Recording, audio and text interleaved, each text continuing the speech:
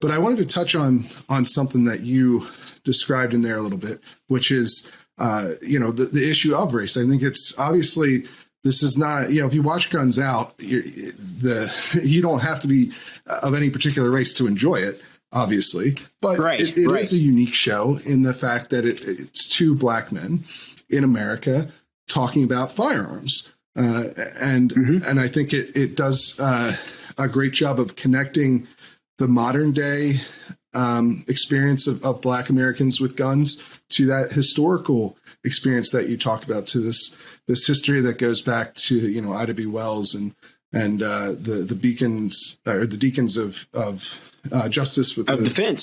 Deacons of Defense with the Civil Rights Movement, Malcolm X. You have this proud tradition of armed defense in the black community that doesn't really get a lot of attention or talked about very much. And I think it's fascinating to see that continued with some of the work that you guys are doing. Yeah, I mean, it's a unique history. I mean, you have people like Frederick Douglass, who wrote about the importance of a freed black person carrying a revolver. Ida B. Wells. There are just so many others. Dr. King, Malcolm X, Black Panthers, Deacons of Defense, who played a very interesting and critical role in the civil rights movement in the South. They're an organization that's really lesser known. Most Americans, white or black, don't even really know about them. They've sort of been discarded to the side, but that history is very important, especially if you're a gun owner. And so there's this unique, complicated, but prideful history as it pertains to gun ownership and equalization that firearms creates and allows, right? Because the firearm makes us equal. And so if someone in the segregated South was tormenting you and you have a gun, you change the whole thing. You change the game because now you have something to say, you're not going to kill me anymore. You're not going to torment me anymore. And that's a history that I think is important. I think it's a history that we should not ever forget.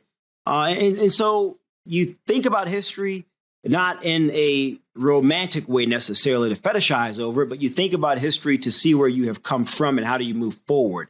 And so from our perspective, we do recognize that unique history in it. And it's important for us to sort of keep that idea of self-defense and the ability for an individual to protect themselves viable for all people in this country. And when we sort of try to do that in a subtle way, we don't always talk about it. Because, again, we try to reach people through an educational and a fun way first. And we think if people are entertained and having fun, it's easier to educate them on various things. We were in Vegas on one episode, and we were at a place and we were shooting all these World War II guns. And we met a guy a couple months ago out traveling. He's like, oh, my God, I watch you guys on YouTube. And I learned so much. And he started naming all of the guns. And he said, I didn't know anything about these guns. And you guys just made it so cool talking about, oh, this gun was used in this war, or this military came up with this and it was way ahead of its time. And there's only a second generation of it that's still being used today. When people are entertained, they retain that type of information, Stephen. And that's the type of impact that we want to have on all people, man, regardless of race. But there is a unique side of it with being African-American, and that's important.